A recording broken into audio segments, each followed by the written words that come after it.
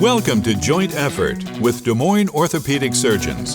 This podcast covers the pain and injuries that are associated with muscles, ligaments, and joints.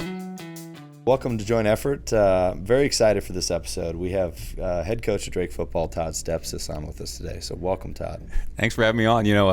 I watched a few of the episodes before. I feel honored to dumb this thing down a little bit. All those physicians, man. So this will be fun. You're the first guy we're dumbing it down with. Good. And I couldn't think of a better guy than the head football coach to kind of amp up the intensity a little bit. You know, we'll do our best. Todd and I, we don't really go way back. I've known you for about 3 years now. Yeah. And it's a funny story, and we have a HIPAA release on this, but I actually met your daughter in clinic. Oh, yeah. Actually, not in clinic, in the hospital. Yeah, in the hospital. You were on call. Where were you at the time?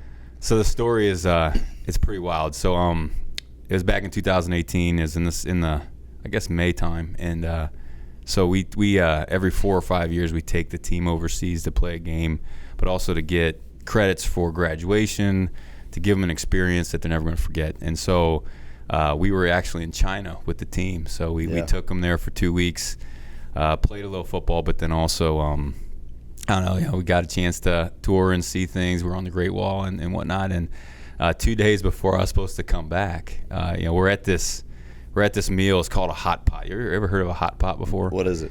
So, you sit in front of this. Is this pot of tradition over in China? Yeah, apparently. Okay. I don't know. It was the best meal I had. The rest of the meals were terrible. So really? If you ever have to go to China, I don't recommend it. But go to a hot pot place. Anyway, so you have this boiling pot of liquid, and you can have different bases, like a tomato base or a chicken base. Is this whatever. At a restaurant? At a restaurant. Okay. And then everything on the table is raw. And so you drop it in the hot pot. You see this and you're like, it looks good. Yeah, it looks good. A piece of meat, bang. And well, when we sit down, there's a thing of shrimp, and they're moving. The shrimp are like moving, and one jumps off the table. And then the reason I remember that is I'm filming the one moving with my phone, and I turn and I see it jump off the table. And then as I'm filming it, my phone rings, and it's my wife. And so she calls me up, and she said, I think Addie broke her arm. Mm-hmm. I'm like, no way. She's like, yeah, she did. And so she was at a function with the Iowa Clinic. She was working at the Iowa Clinic at the time, and every year they did a big fundraiser, and every year it was a themed party. So you probably remember this. So the theme that year was Saturday Night Live, and so she was dressed in up, full garb. Yeah, Mary Catherine Gallagher with the schoolgirl outfit.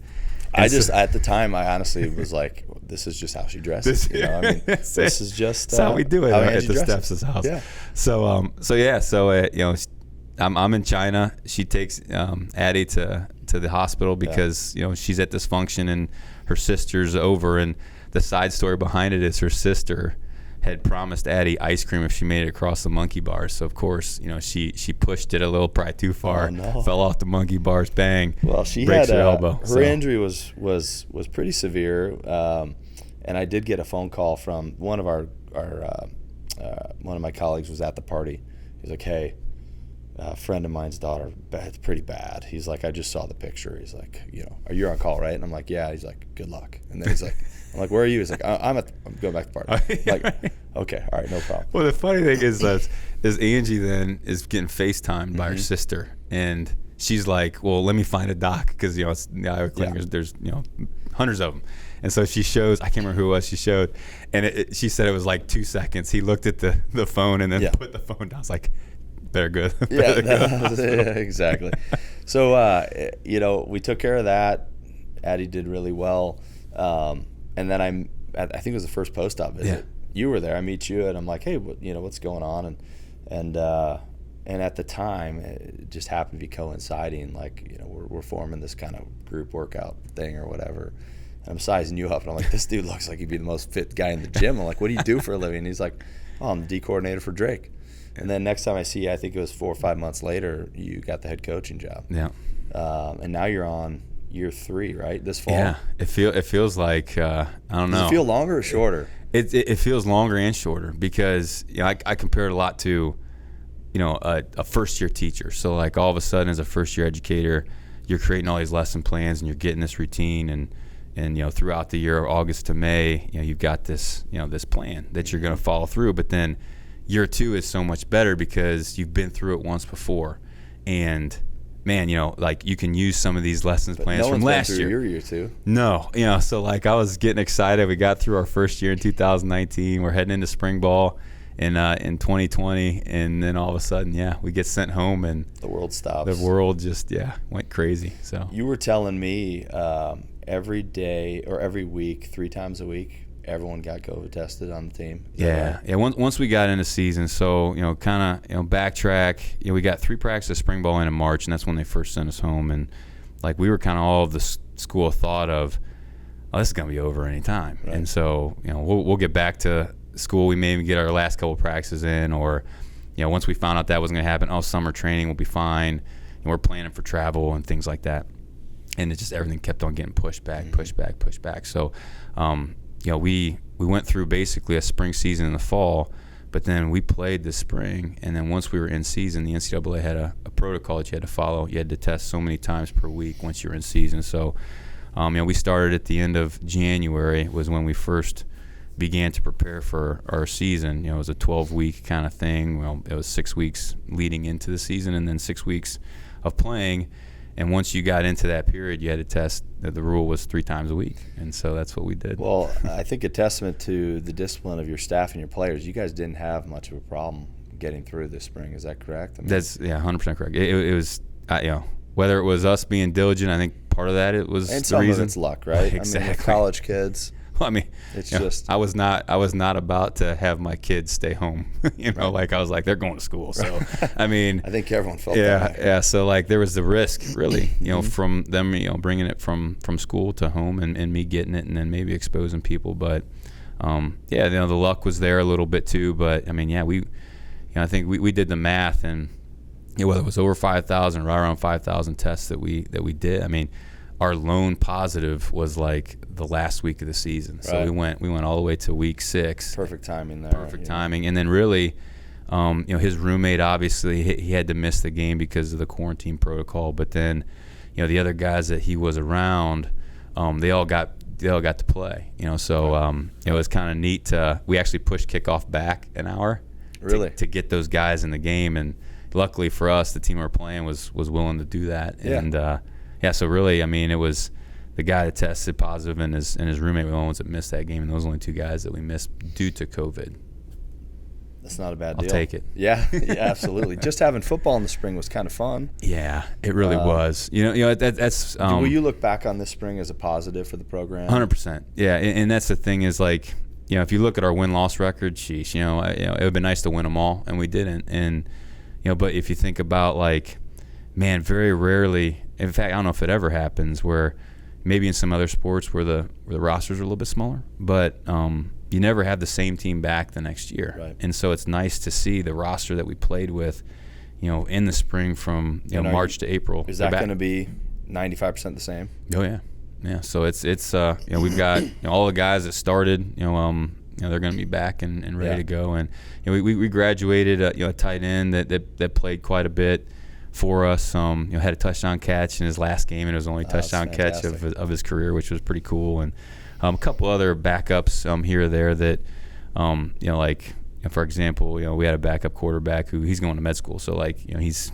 ready to start that part of it. And and that's the 5 guys that are leaving, they already have stuff lined up for the summer. So you're chomping at the bits to get the fall. I mean, that's got to be. Yeah. Oh yeah. It's funny because it goes by fast. Like once you get in the summer and summer training starts, it really moves, and we'll be in training camp before I know it. But I'm really excited to get to that point because I mean, in reality, we're going into week 6. Mm-hmm. Where in a normal year, that first game starting over. It's game right? 1. Yeah, it's game 1, and you've got guys that have never played before. You have guys that are young and very inexperienced, and now I mean, we've got a team full of at the worst they've got half a year under their belt, so it should be a pretty good thing. But there's still a lot of time between now and then, and there's a lot of time for either them to grow and get better as a team or them to screw it up. And really in the summertime, it is kind of on there. I got to screw it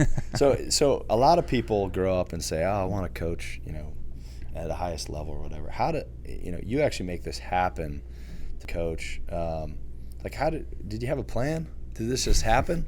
I mean, you loved playing football growing up, and then parlay that into a graduate assistant gig somewhere, and then from there it just snowballed? Or how does this happen? I think the paths in this profession, I think, really vary a ton. For me, it was being around the game as a kid. My dad was a high school coach and a college coach for 40 years, and so he'd been around the game. And then again, me growing up, I had an older brother and younger brother, and we were always at football practice, or we were always at the gym when Dad was breaking film down, or we were always at training camp setting up drills or filming practice or whatever it was. So you grew up around it. We grew up around it, yeah. And it's what's funny is I've got an older brother who's a physician in Indianapolis, so he got all these smart genes of the family. Where my younger brother and myself were in coaching and education, and so I try. I'm only a year behind my older brother, so I tried to follow him. And then it was one semester of chemistry and biology that said, "Nah, it's not for me. Give me X's and O's." Yeah. Give me what I'm comfortable with and familiar with, and what I've enjoyed growing up. So that's that was kind of how I knew I wanted to coach. But then really, it was, I don't know, blind faith is what you would want to call it, but just taking the opportunities that as they present themselves and just making the most of them. So, coaching is really a risk. I mean, there's no when you become a doc, hey, I'm gonna have a job, right? But coaching, I mean, you're risking yourself. You're investing in yourself, right? Because there's nothing guaranteed. And you're counting on 18 and 22-year-olds in the college game to get it done for you. Mm-hmm. So there's a little bit of risk there, but I mean, you learn quickly. You control the controllables, and you embrace those, and you try not to sweat the stuff that's out of your control. So, what we do as a staff is we just try to emphasize, like, hey, we're going to do the best we can, and if it works out, great. Over it if you can't. Yeah, if you can't, and if things don't work out, and we have to move on, then we'll have to figure it out as we get there. I think it's kind of interesting that you're like the second most intense person in your household, because the few games we've been to since you started coaching, I bring the kids, and I look over, and your wife Angie, she doesn't sit down. No, stands the entire game, the whole game. And I think honestly, she lives and dies with every play too. Yeah. I can only imagine when you get home after a close win or a loss. I mean, does she ever question, like, what were you thinking? I mean, I think she's invested. Yeah. I love to see it too. That's the great part about our relationship, and then really I think the key to any marriage, any relationship, but in particular in the coaching profession. I mean, if the spouse isn't like that, it just becomes very difficult, because again, like she's a single parent for a good part of the year. So whether in season or whether we're traveling for recruiting or whether it's summer camps or whatever we're doing, man, she's got to be willing to handle things. And then again, like the fun of it, like and how you get through those types of periods of time is, man, to invest yourself and to be all in on the team, and she's done that everywhere we've been together, which is really now 2 schools. I mean, she's been like, just like you see her. I mean, the wins are that sweet, the losses are that bitter. Right. She and I both come from a tough love kind of family, so she'll tell me to toughen up if I'm sulking a little bit. That's great. She'll also knock me down a couple pedestals if I'm pumping my chest and my head gets a little too inflated. Yeah. But she's into it. She loves it, and that. And then I think it works because she's also invested in our players, and she gets to know them on a personal level. And when you get to know, especially the guys at Drake, I mean, you could say this too about all the schools that I've been at. When you get to know them at a personal level, like, it's hard not to fall in love with them and to root for them. And so, now, as you guys know, as athletics fans, you're going to root that much harder when you know that person. I mean, you may not know what's going on. You may not be a fan of the sport, but like, you want that guy to do well. And so that's I think that's where you see the passion come from her, is that, she takes a personal interest in the players as people, and then, when they do well, it gets her that much more excited. So let's talk about that a little bit, because recruiting always interests me, and especially in your spot. It's a unique spot to be in, right? There's technically no scholarships, and you're basically forming a relationship with 18, 19-year-old kids and saying, hey, to the parents, trust me with your kid, So, walk me through the whole recruiting thing. You strike me as a player's coach. Yeah. I know some coaches are just the managers and they say, you go do your thing. And then there's some head coaches that have their fingers on everything. You strike me as a guy who probably lets people do what they're best at, but also kind of is in the know on just about everything. Yeah. So how does recruiting work for you guys? And what you're in a living room with a family, what are you telling? Are you meeting with parents and stuff like that? Yeah, it's and to be honest, like, I think when schools don't include those people. So again, when I say those people, it can be parents, it can be a mentor, it can be whoever that recruit listens to.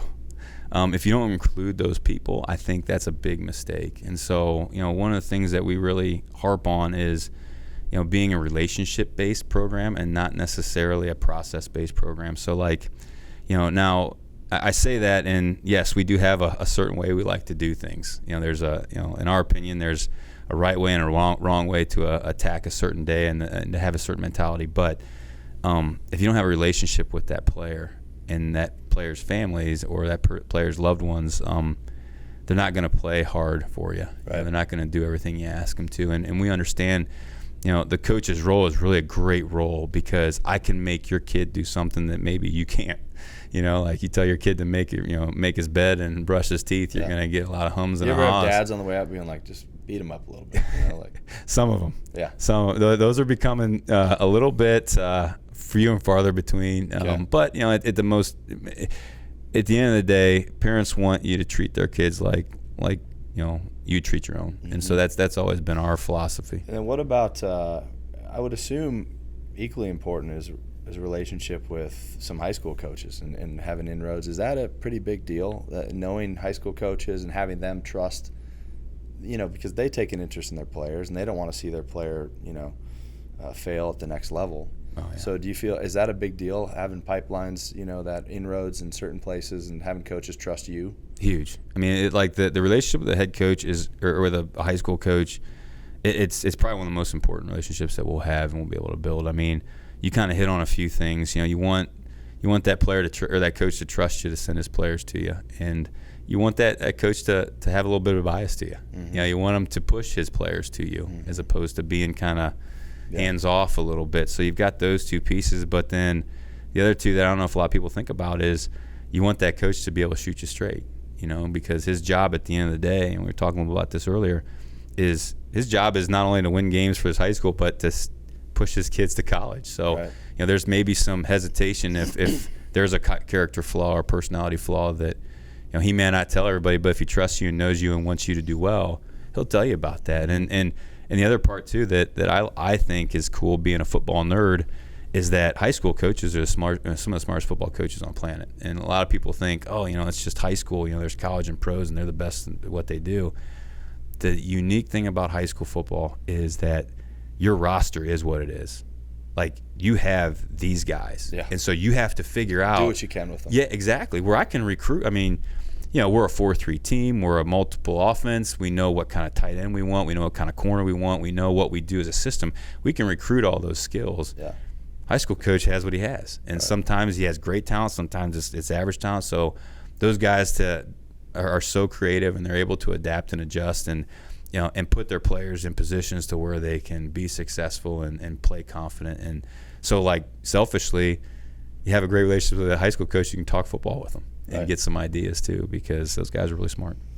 Yeah, it's kind of a analogous situation with us as orthopedists. Like, we're really nothing without our referral base, and primary care physicians trusting us to take care of patients. And sometimes they'll call you and they'll kind of give you an idea of, hey, this is what I think's going on. It may be something that you would have never even thought of, and it kind of helps you, so collaboration is a huge deal, right? Oh, man.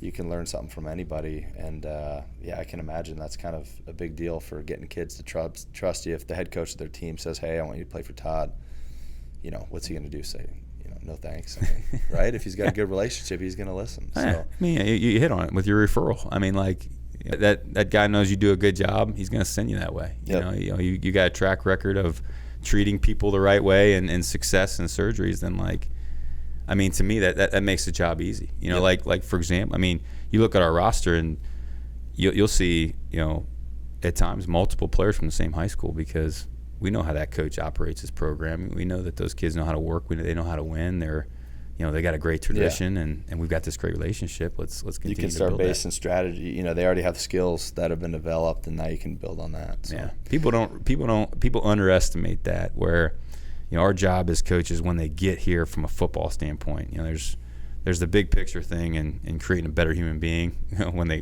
get here as opposed to when they leave. But then, you know, understanding that, okay, I can teach you how to take on this kind of block or make this kind of tackle or cover this guy this certain way, but the intangibles of work ethic and being a good teammate, like, that stuff takes time to learn if you don't know it. And you can get tangibles on film, right? But you can't get the intangibles. So you need the parents and the family around them and the coaches to kind of give you the picture. And then you meet the kid too, right? But it's still hard. Sometimes you know that, or you probably know, like, this kid's got it, right? Oh, yeah. But then some kids probably surprise you.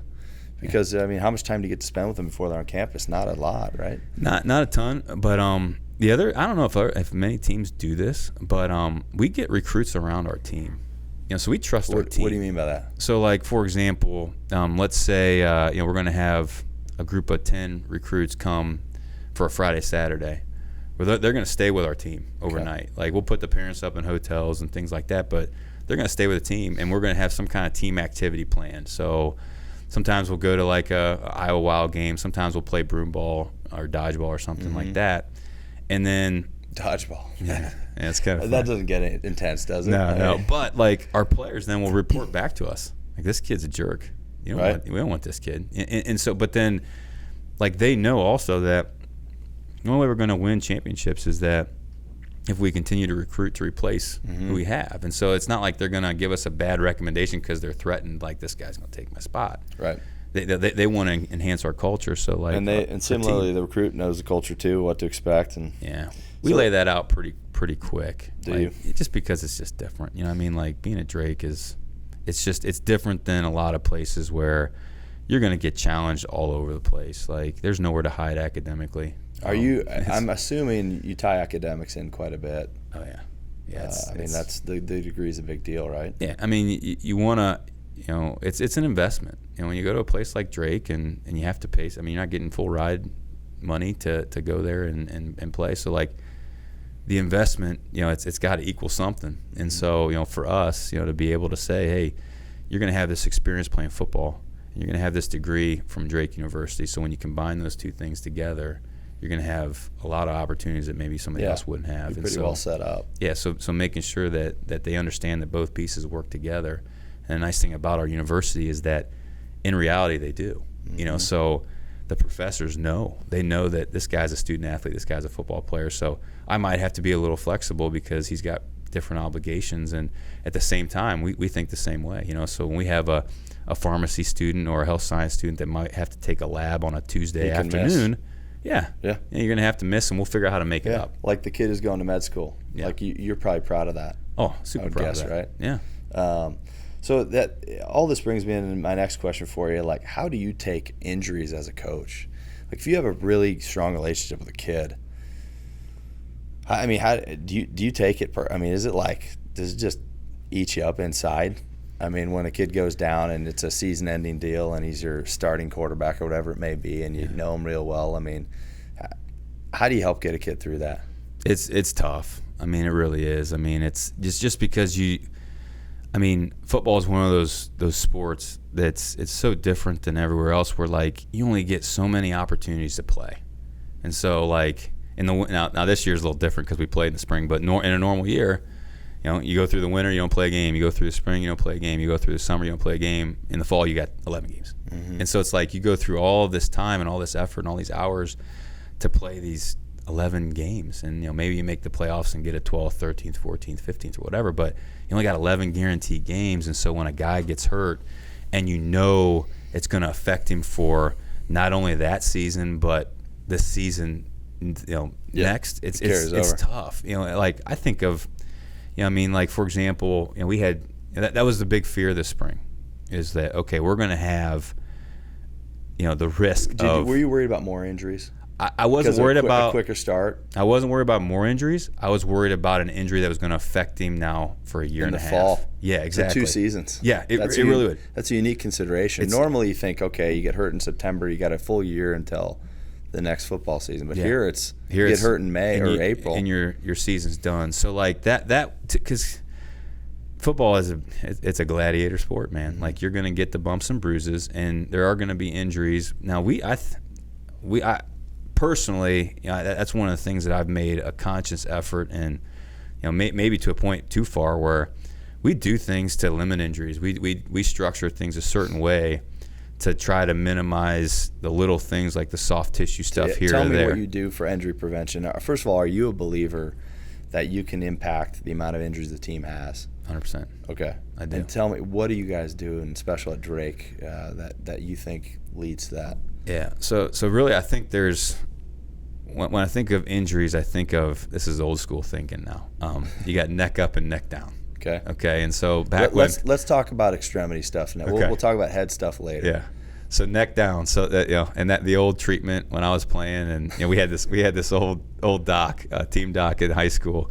We used to do wind sprints, and he'd used to stand at the finish line with his pipe, and he'd smoke his pipe and blow his smoke at us as we're running through. And his I kid you not, you come off the sidelines, you complain of a headache, it was taking aspirin, and if you were complaining of something hurting, you put some ice on it. And so that was the two things: head up, get your pain meds in; head down, ice it. So talking about extremity things, really, we're going to do a bunch of things. Number one, we're going to do a lot of work on the front end. So we do a lot of soft tissue, a lot of mobility, a lot of stretching, a lot of those type of prehab exercises. Is your strength coordinator doing this stuff? Yeah, he's the one that programs it. Then it's up to us as coaches to be diligent with it, because you only have 2-3 strength coaches and you have a group of 110 guys doing it. The position coaches have to make sure we're doing it the right way. So whether this group's going over and under hurdles, we got to make sure they're doing all our reps. This group might be with with some rubber band stretching. Mm-hmm. Maybe this group's on the foam rollers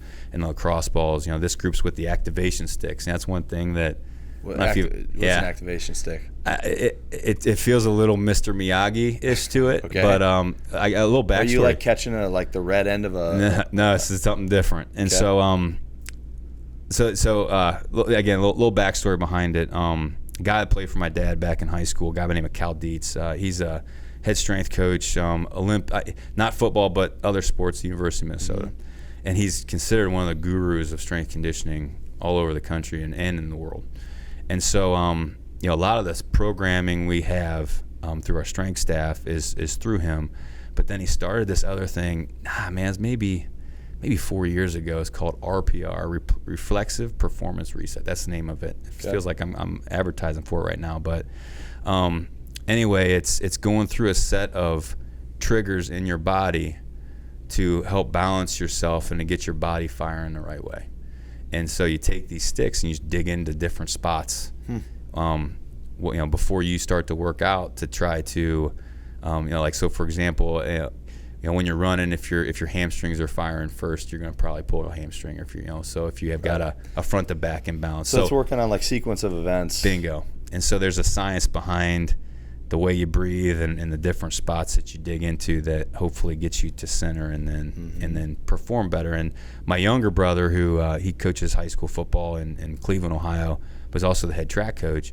The first year he started doing this, he went through his whole year. He didn't have one single soft tissue injury. Wow. Not one. So you think of sprinters and hurdlers, like not one hamstring, not one calf, not one anything. And so that's what got me interested in it. And then one of our players, his mother's a physical therapist, so she showed us some technique with these sticks. So it's not just sprinting or squatting, a max rep. It's actually kind of thinking about what you're doing and the action behind it, essentially. Yeah, exactly. And how the different chain of events take place. And there's clearly a correct form and an incorrect form to almost everything. Yeah, whatever it may be. Sure. So we'll do a lot. We'll do some station work.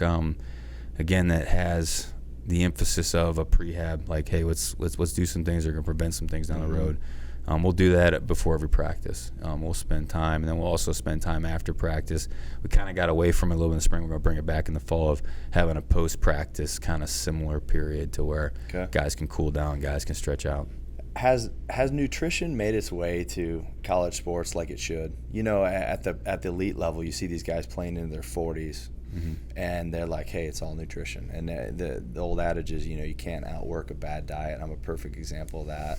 But you know what I mean? Like college kids, you think, oh, just get them the calories. And it's like they have a meal table, and they got, if you're a lineman, you had to eat 5,000 calories back in the day when I was in college. But is it now actually, like, are you looking at nutrition too, or is it not quite there? Is it hard to steer a college kid towards, you know, healthy decisions in what they eat? That's part of it. I mean, guys are going to have their pizza and beer. Like, that's just kind of how it is when you're 18 to 22 years old. So, you know, we spend more time on, do you need to gain weight, maintain weight, or lose weight? And then how do you do that? And then trying to give them, you know, some good choices and ways to do that. And then on a budget too, because, you know, we don't have the elaborate training tables that the Iowas and the Iowa States have. So, you know, our guys are kind of on their own to, okay, we're going to show you the way, but then you got to figure it out. Now we have pre-practice snacks, post-practice snacks, pre-lift, post-lift kind of things to. What are those things? I mean, a simple one would be just 2 things of chocolate milk. You know, so there's a cooler of chocolate milk. Grab 2 bottles, down those things right after you lift. There's a great balance of carbohydrates, fats, and protein in there, and that should fuel your muscles to then buy you time then to get a real meal in. So you know, stuff like that. And then the things you think about. So whether it's protein powders, whether it's, you know, we do a lot of work with Hy-Vee, and so, you know, they make like energy ball, energy bites types of things. You know, Atlantic Bottling Company does a lot with, you know, delivering Powerade and things like that to our players. You know, making sure that they, you know, because nutrition, hydration, they kind of work hand in hand, and you know, you can't really have one without the other. And so, you know, we have different things that they got to log. Okay, did you drink enough water today? Did you, you know, what's your weight today? Who stays on them about that stuff? The managers? The strength staff, but then again, a lot of technology, you know, will give us reports, and so we'll be able to tell. Like, now again, they could fib it, you know, because we're not there watching them drink a gallon of water. But yeah, nutrition's big. You know, and it's what's interesting is, well, back when I played, and man, I can't believe how long ago it was now. It doesn't feel like it that long ago, but I mean, we never talked about nutrition. We never talked about hydration. And the other part that's getting really hot right now is no one talked about rest, recovery, and sleep. Nobody. And so, man, now that's part of what we have them track. How many hours of sleep did you get tonight? Did you get 8? And then that's not good enough. That was my next question. Because, you know, they talk about like pillars of health, like exercise, diet, sleep. There's kind of a groundswell, a movement to say that, you know, sleep is the pillar that everything else stands upon. You know, and there's a lot of science behind that. So how do you enforce a curfew on these kids? I mean, they're college kids, right? They want to, this is the time of their lives, and the circadian rhythm when you're 18, you want to stay up later. You don't want to go to bed at 9 p.m. You want to stay up till 1 and sleep till noon. Right? So how do you even manage that? The only thing you can do is take what the information you just said. Okay, what is an 18 to 22 year old, like, when is their optimum time for performance, and work within that. So like, so you're not practicing at 7 in the morning? No. Now would it be convenient? Heck yeah. There's no class conflicts. Like, you know, I mean, when you go to a small school like Drake, and again, a med student that's got to take a lab in the afternoon or whatever, has to miss a Tuesday. Well, how do you avoid that? You practice at 6 o'clock in the morning. Well, I know that practice at 6 o'clock in the morning, though convenient and no one's going to miss, is it going to be at the level of intensity that I want? Probably not. Because those kids, even though they know they've got practice at 6, are they going to go to bed at 9 o'clock at night? Right. Probably not. So what we do is, and I have our coaches kind of do the same thing. I don't make, our coaches, I say, you know, you're not in the office till 9 o'clock in the morning. You know, now I want that. You might be the only guy in coaching. Did you come up with this yourself, or did someone impress upon you? No. So the longer you want them to get their kids off to school, wake up slow, you know, feel like, and then come to work when they're ready, engaged. Yeah, I mean, we one of the things we talk about all the time is energy, and you know, you're responsible for the energy you bring to the room, bring to practice. So, you know, it's hard to have energy when you're in the office 16 hours a day. So, you know, again, the longer you do something like this, you start to meet people and you start to see people who have done it and talk to people who have done it. And too many times I heard the words, if I'm making up for lost time, or if I had to do it all over again, I would have spent more time to do this or that. So, that's really rung true in my mind. So, 9 o'clock is when we start our day as a staff, and that's to provide us that has families a morning time to spend with our kids. Yeah. The ride to school sometimes is the best part of my day. If it's a crummy practice and there's lots of problems at the office, like that ride to school is great. And Addie and her crooked elbow, and stuff. No, man, it's not better. One-handed round-offs. she's doing front handsprings. Man, it's great. So sleep on game day, like the night before. These kids got to be so amped up.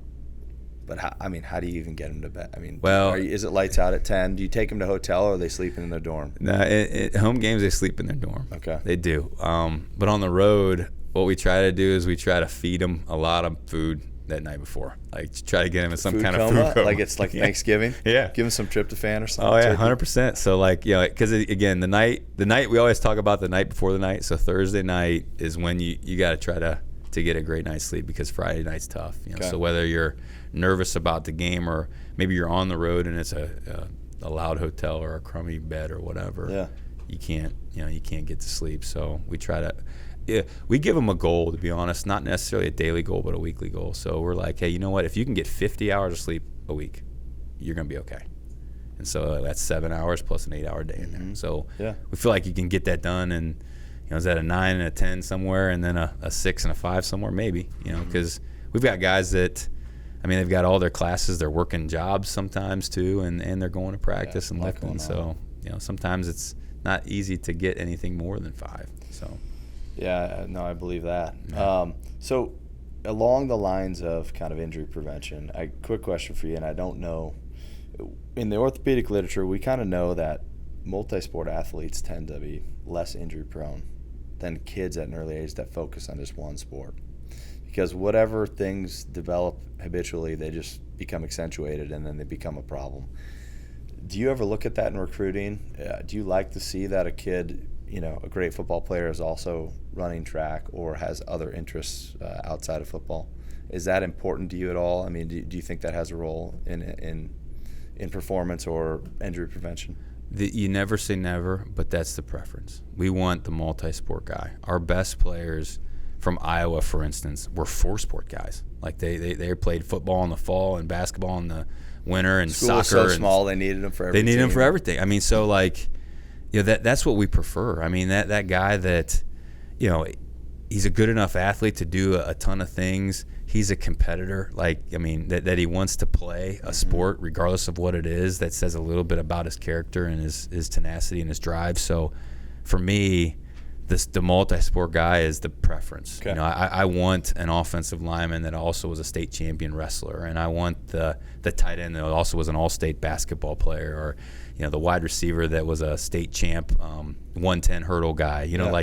That stuff is just as important to me than if he was an all-state quarterback. And I want to see it. They can draw upon those experiences. If they wrestled, they may have had some adversity they didn't encounter on the football field, but maybe it helps them some point down the line, right?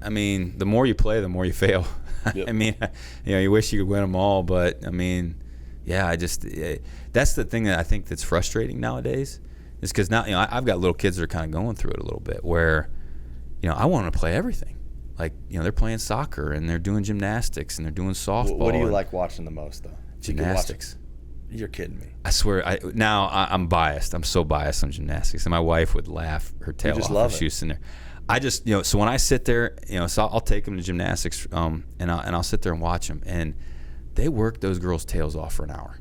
They're doing pull-ups, they're doing push-ups, they're doing seal walks. They're climbing ropes. Yeah. They're going all the way up to the ceiling of this complex, and just the foundation. Whether they want to get into competitions or Olympians, I could care less. I just hope that they continue to like it to where they do it an hour a week, because just watching how much more coordinated they are than some of their peers. Right. I think it's directly related to gymnastics, and they know how to fall or they know how to catch themselves before they fall. And not off the monkey bars. Not off the monkey bars. I'm kidding. Last question. It's twofold, and I know you're a really positive guy, so you probably spin this in the best light. But what's the worst thing about being a head coach? Oh man, let's see. The worst thing about being a head coach. Man, yeah, I never really thought about what the worst thing is, because there's so many things that you get. Then let's go to what is the absolute best thing? Oh man, just compared to when you were D coordinator to now being the head coach, what's the biggest perk, the thing you enjoy the most about waking up every day being a head coach? Just the opportunity to influence everybody. So on defense, you really focused on your side of the ball and the coaches that you worked with and the players that you got a chance to be around. Where now, man, I get to cross over both sides of the ball. I get to work with the program. I get to build it and challenge it the way I want to challenge it. And so just to be able to be around 110 guys and to be able to influence them in a positive way, to know that that they're ready to grow, and they want you to be there for them, and they want you to push them. And I don't know, just the opportunity to have the type of impact that I know that a coach can have is by far the best part. I went to a wedding back in it was back May 1st, my birthday, and what was great was it was of a former player who I hadn't seen in like 7 years. Mm-hmm. And so here he is, and then he had invited a bunch of guys that were on that same defense that from a couple of my last years at that school. And I mean, my stomach and my face hurt so much from all the laughing that we had, and all the stories, very few of them had to do with something during the game. It was always some story off the field that got us laughing. So like there was one story, I still am, so I don't know why I want to say I am. I'm a big vitamin C guy. So I saw this. I know for what? I mean, this is going to take this podcast and go way down. We need it for life, but other than that, like, I mean, are you talking like extra vitamin C? No. Yeah, this is going to take this podcast down a couple notches now, because this is going to make no sense. So I watched this documentary. Of course, that's where it all starts usually. And it was either Food Matters or Food Inc. I can't remember which one it was. And so they started talking about mega dosing vitamin C. Mm-hmm. Like, so if you start feeling sick, you're all in. Take 10 vitamin C then. And so I started doing that. Yeah. And again, it's probably all mental. You haven't been sick since, have you? No. It's been crazy. I mean, it's been absolutely crazy. And so the crazy thing is, so I made one day, I'm in the defensive back meeting room, and we're all watching, tape, and they're all coughing and sneezing, and I don't feel so good, coach. I'm like, everybody get over here. Vitamin C. I had a big thing of vitamin C. And so, like, I gave them all 10, and one kid passed out in the weight room, and they all were like, "It's because you gave them all that vitamin C." That's coach. hilarious. Had nothing to do with it. So, like, stuff like that, and you think about the wins and losses as a coach, and the big games and the championships and all that, but the greatest part about coaching is just the people that you get to know and to watch them grow from 18 to 22 years old, and then when you hear from them 5 years down the road, 10 years down the road, and seeing what they're doing, and then for them to give you some credit in that, like, I don't know, it's really humbling, but then it also just is another affirmation. It's like, this is why you do what you do, is because you played a small part of this guy's life, and he's better today than he would have been if he wasn't around. And so it's You're cool. making me want to be a football coach right now. It's like funny. A great gig. But that's my older brother says the same thing, because he does his emergency medicine stuff. Well, the grass is always greener too. Oh, right? Of course. That's what I tell him. Well, you've put your stamp on Drake's program already, and this fall is going to be incredibly exciting with all these guys coming back. We really appreciate you coming on, talking to us, and maybe we can get a part 2 going here sometime in the fall or something. Oh yeah, so. Anytime. This has been fun for me. I enjoy talking football, but I also enjoy talking about anything. This has been great, and I appreciate you and your friendship, man. You got it, bud. Absolutely. Thanks. All right. Thanks for listening to Joint Effort, a podcast from Des Moines Orthopedic Surgeons. If you have questions about this podcast and wish to schedule an appointment with the surgeon, call 515-224-1414 or visit dmos.com.